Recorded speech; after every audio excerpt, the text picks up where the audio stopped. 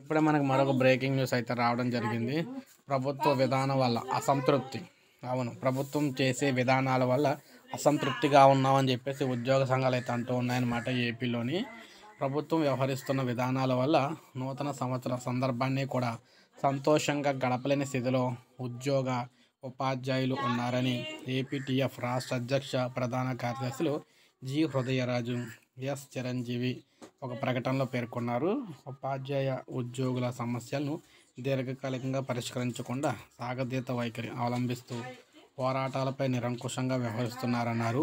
అంగన్వాడీ, సమగ్ర శిక్ష, ఆశా వర్కర్లు, పారిశుధ్య కార్మికులు ఇలా చిరుద్యోగులు రోడ్డున పడి పోరాటాలు చేస్తున్నా వారి న్యాయమైన డిమాండ్లను పరిష్కరించాల్సిన ప్రభుత్వం నిరంకుశంగా వ్యవహరిస్తుందన్నారు. కొత్త సంవత్సరం సందర్భంగా అయినా ప్రభుత్వం పునరాలోచన చేయాలని చెప్పేసి వారి డిమాండ్లన్నీ కూడా నెరవేర్చాలని చెప్పేసి కోరుతున్నారన్నమాట. సో ఇది ఏపీలో ఉద్యోగులకు సంబంధించి ప్రజెంట్ సిచ్యువేషను. లైక్ చేయండి, సబ్స్క్రైబ్ చేసుకోకపోతే మన ఛానల్ సబ్స్క్రైబ్ చేసుకొని ఫాలో అవుతున్నాను.